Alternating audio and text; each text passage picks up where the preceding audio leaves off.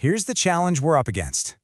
So here's the puzzle. We've got a big square, and inside, lines are drawn from the midpoint of each side to some single random point in the center. This creates 4 of these weird 4-sided shapes, these quadrilaterals. Now, we're told the areas of 3 of them, 30, 34, and 42. Your mission is to figure out the area of that last shaded region. Now, my first thought, and I bet yours is the same, is how in the world are you supposed to calculate the area of a shape like that? I mean, there's no easy formula for some random quadrilateral. So clearly just trying to measure it directly is not going to work. We need a different way in. And here is the first really brilliant move. Instead of getting tangled up with these strange 4-sided shapes, what if we just break them down? Let's divide each one into 2 triangles. Because triangles, we definitely know how to work with triangles.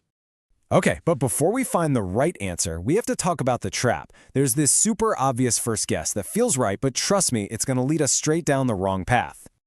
It's just so tempting, isn't it? You see that quadrilateral with an area of 30, you split it into 2 triangles, and your brain just screams, easy, they're 15 each. But is that actually true? And here's the crucial point where that whole idea falls apart. That diagonal line doesn't split the area perfectly in half. I mean, you can see it just by looking at them. Those 2 triangles are not identical. So that simple divide by 2 approach, it's a total dead end. We need something a lot more clever. And this is where the real magic happens. The key to cracking this whole puzzle lies in a simple, kind of beautiful property of triangles that's been hiding in plain sight this whole time. Let's just do a super quick throwback to geometry class. Remember this? The area of any triangle is just its base times its height, and then you divide that by 2. That's it. This simple formula is literally all we're going to need. Okay, so let's walk through the logic here. Take any 2 triangles that are sitting side by side in our diagram. Now, remember how the lines were drawn from the midpoints of the square's sides? Well, that means their bases have to be equal. And since they all both meet at the very same point, they also share the exact same height. And that right there, that is the golden rule for this puzzle. If 2 triangles have the same base and the same height, then their areas are always identical. That single idea is the key that unlocks this entire thing.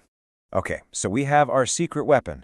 Now let's apply this rule to the whole puzzle and see how it builds us a path straight to the solution. So, using our new rule, we can start labeling things. See the 2 triangles at the top? They have equal areas, so let's just call them both A. The 2 over on the right, they're a pair too, so we'll call them B. Then we'll call the bottom pair C, and the final pair on the left, D. So now, we can just translate our picture into some really simple equations. That first shape, the one with area 30, is made up of triangles A and D. So, A plus D is 30. The next one, the 34, is A plus B. And that area of 42 is made of B plus C. Our unknown shaded area? That's just C plus D. But wait a second. We have a problem. We've got 4 different variables here, A, B, C, and D, but we only have 3 equations. Now in algebra, that usually means it's impossible to solve. So, what do we do now? This brings us to the last and honestly the most satisfying step. We're going to use one final, clever little trick to get around that whole unsolvable problem and nail down our answer. And here's the secret sauce. We don't actually need to know what A, B, C, and D are individually. Our goal is much, much simpler than that. The only thing we need to find is the value of the combination C plus D. Now check out this slick move. Let's add the areas of the 2 opposite quadrilaterals. We're going to add our first equation, A plus D equals 30, to the third one, B plus C equals 42. So on the left side, we get all 4 letters, A plus B plus C plus D. And on the right, 30 plus 42 gives us 72. Now look closely at that new equation we just made. It has A plus B sitting right there inside of it. And hey, from our second equation, we already know what A plus B is. It's 34. So we can just substitute that value right into our big equation.